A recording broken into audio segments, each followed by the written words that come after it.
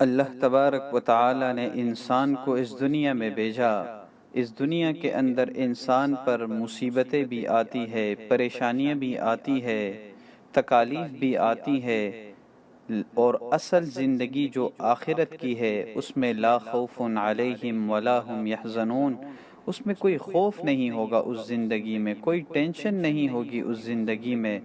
اصل زندگی آخرت کی زندگی ہے، وہ ٹینشن فری زندگی ہے۔ اس دنیا کے اندر اگر انسان پر تکالیف آ جائے، مصیبتیں آ جائیں، تو ہمارا ذہن فوراً اس بات کی طرف جاتا ہے کہ مجھ پر کسی نے کچھ کر دیا، مجھ پر کسی نے تعویذات کر دیے، مجھ پر کسی نے جادو کر دیا، مگر اس طرف ہمارا ذہن نہیں جاتا کہ ہم اللہ کے رسول صلی اللہ علیہ وسلم کے جو معمولات تھے، آیا ہم ان معمولات کو کرتے ہیں یا نہیں، اس پر کتنے عمل پیرا ہیں۔ اگر ان معمولات کو ہم کرنے والے بنیں گے تو کسی قسم کا کوئی جادو، کوئی تعویذ کا اثر انسان پر نہیں ہوگا۔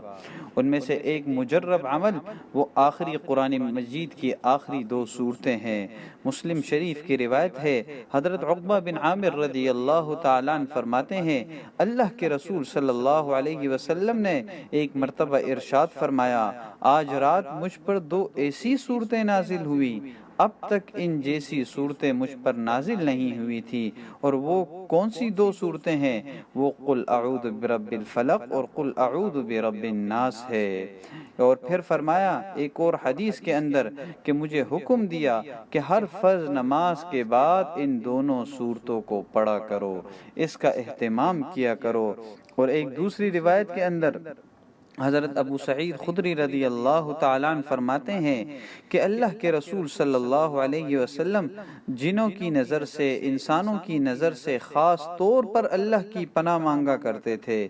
لیکن جب یہ 2 صورتیں نازل ہو گئیں، سورہ فلق اور سورہ ناس، تو پھر آپ نے ان دونوں صورتوں کو ہی اپنا معمول بنا لیا اور انہی کے ذریعے اللہ کی پناہ مانگا کرتے تھے، اور اس کے علاوہ آپ نے سب کچھ چھوڑ دیا، یعنی انہی کو اللہ کے رسول صلی اللہ علیہ وسلم نے اپنے معمولات کا حصہ بنایا۔ اور حتیٰ کہ موطا امام مالک کے اندر حضرت عائشہ رضی اللہ تعالی عنہا سے روایت ہے کہ فرماتی ہے، جب بھی کوئی تکلیف ہوتی آپ علیہ الصلوۃ والسلام کو، تو آپ یہ دونوں صورتیں پڑھ کر اپنے اوپر دم کر لیا کرتے تھے، حتیٰ کہ مرض وفات سے قبل جب آپ کی بیماری شدت اختیار کر گئی تو پھر میں نے یہ دونوں صورتیں آپ کے ہاتھوں پر پڑھی اور آپ کے ہاتھوں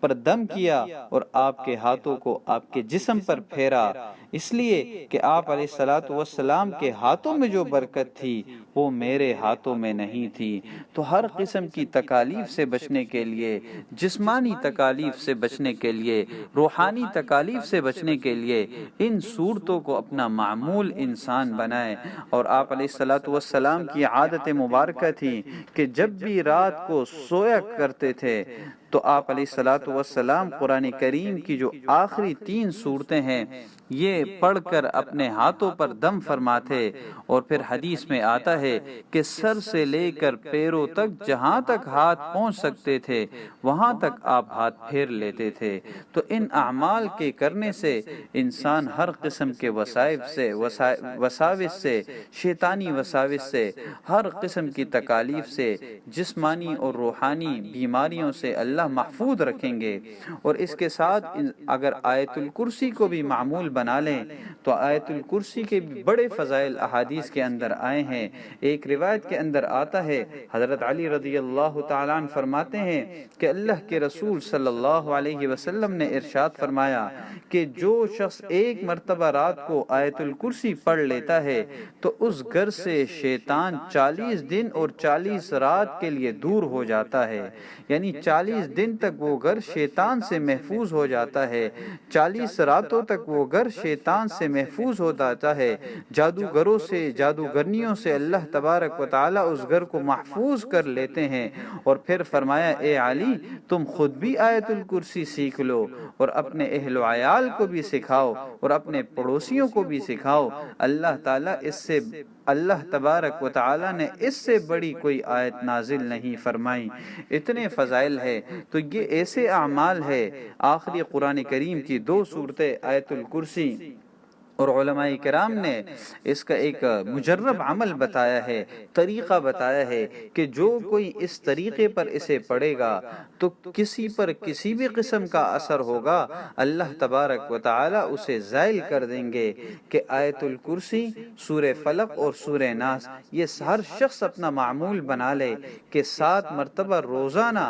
آیت الکرسی پڑھے اور اپنے ہاتھوں پر دم کرے، پورے جسم پر ہاتھ پھیر دے، پھر سورہ فلق پڑھے 7 مرتبہ، اسی طرح ہاتھوں پر دم کرے اور پھر ہاتھ پورے جسم پر پھیر دے، اور پھر قل اعوذ برب الناس سورہ ناس پڑھے 7 مرتبہ، اسی طرح دم کرے ہاتھوں پر، تو انشاءاللہ اس عمل کے کرنے سے جنات، آسیب، جادو، ہر قسم کے نظر بد سے، موذی چیزوں سے اللہ حفاظت فرمائیں گے۔ اور اگر کسی پر جادو کا اثر بھی ہوگا تو اس کا بھی یہی علاج ہے کہ روزانہ صبح و شام اگر کسی پر جادو کا اثر ہے 7 مرتبہ پڑھ کر دم کر لیا کرے، اور کم از کم 21 روز تک یہ اثر عمل کرے گا تو اللہ کے فضل سے اس کا اثر، جادو کا اثر بھی ختم ہو جائے گا۔ لیکن یقین شرط ہے۔ آج ہمارے پاس اعمال تو ہے لیکن حقیقت غائب ہے، یقین نہیں کرتے۔ آج ہمارے پاس ہر چیز کی صورت رہ گئی، حقیقت غائب ہے۔ ایمان کی صورت رہ گئی، حقیقت غائب ہے۔ مسلمان کی صورت رہ گئی، حقیقت غائب ہے۔ تلاوت کی صورت رہ گئی، حقیقت غائب ہے۔ حج و عمروں کی صورت رہ گئی، حقیقت غائب ہے۔ تو ان اعمال کے اندر یقین اصل شرط ہے، اور یہی ان کی حقیقت ہے ان اعمال کی، کہ انسان یقین کے ساتھ ان اعمال کو کرنے والے بنے اور نمازوں کا اہتمام کرنے والے بنیں گے تو ان روحانی اعمال کا پھر اثر ہوگا۔ اللہ تبارک و تعالی ہر قسم کی پریشانیوں سے ہمیں محفوظ فرمائے۔